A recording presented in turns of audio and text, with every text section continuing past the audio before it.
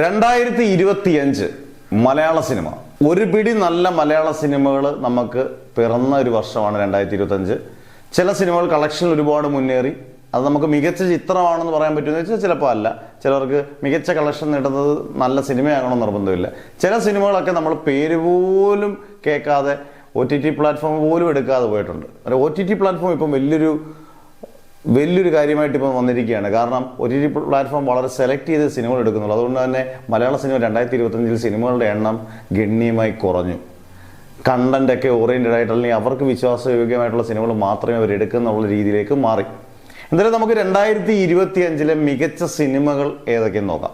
ഇത് സംസ്ഥാന അവാർഡോ ദേശീയ അവാർഡോ ഫിലിം ഫെയർ അവാർഡോ ഒന്നുമല്ല. ജനങ്ങൾക്ക് വേണ്ടി നിങ്ങൾക്ക് ഇഷ്ടമുള്ള നിങ്ങളുടെ കമന്റ്സ് ഇതിനകത്ത് പറയാം. എനിക്ക് മികച്ചതായിട്ട് തോന്നിയ കുറച്ച് ചിത്രങ്ങൾ എന്തായാലും ഞാൻ പറയാം. എക്കോ മികച്ച ദൃശ്യാനുഭവം നൽകിയ സിനിമ, സന്ദീപ് നായകനായ സിനിമ, എല്ലാവരുടെയും performance super, direction, writing, cinematography എല്ലാം ഗംഭീരമായ സിനിമ. എക്കോ നമുക്ക് പരിഗണനയിൽ എടുക്കാവുന്നൊരു ചിത്രമാണ്. രേഖാചിത്രം നമ്മുടെ ആസിഫ് അലി, ജോഫിൻ സംവിധാനം ചെയ്ത ആസിഫ് അലി നായകനായ ചിത്രം. ഇതും പഴയയും പുതുമയും എല്ലാം ഇവിടെ കൊണ്ടുവന്ന് ആ പാട്ടൊക്കെ വന്നപ്പോഴത്തേന് ഗംഭീരമായി തോന്നി. നല്ല രസമായിട്ട് എടുത്തേക്കുന്ന ഒരു ചിത്രം. കളക്ഷനും അത്യാവശ്യം നന്നായിട്ട് എടുത്തു. നല്ല ചിത്രമെന്ന് തോന്നിയൊരു സിനിമയാണ്.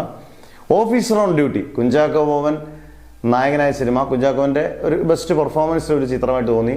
നന്നായിട്ട് കുഞ്ചാക്കോൻ പോലീസ് വേഷം കൈകാര്യം ചെയ്തു. അതും വ്യത്യസ്തമായ രീതിയിൽ നല്ല ചിത്രമായിട്ട് തോന്നിയൊരു ചിത്രമാണ്. റോന്ത്, ദിലീഷ് പോത്തന്റെ ഗംഭീര പെർഫോമൻസ്. അതിനകത്ത് എനിക്ക് റോഷന്റെ പെർഫോമൻസ് ഭയങ്കര ഇഷ്ടപ്പെട്ടു. നല്ല വെറൈറ്റി സിനിമ. ക്ലൈമാക്സ് നമ്മളെ ഇച്ചിരി കരയിപ്പിക്കുകയും ഒക്കെ ചെയ്തൊരു സിനിമയാണ് റോന്ത്. മികച്ച സിനിമയായിട്ട് എനിക്ക് അനുഭവപ്പെട്ടു. DSIRE നമ്മുടെ രാഹുൽ സദാശിവൻ ബ്രഹ്മയുഗത്തിന് ശേഷം സംവിധാനം ചെയ്ത പടം. വളരെ വ്യത്യസ്തമായി തോന്നി. പ്രണവ് മോഹൻലാലിന്റെ ഏറ്റവും ബെസ്റ്റ് സിനിമയെന്ന് തോന്നി DSIRE. നല്ലൊരു ഹൊറർ പ്രതീതി തിയേറ്ററിൽ ജനിപ്പിച്ചൊരു സിനിമയാണ്.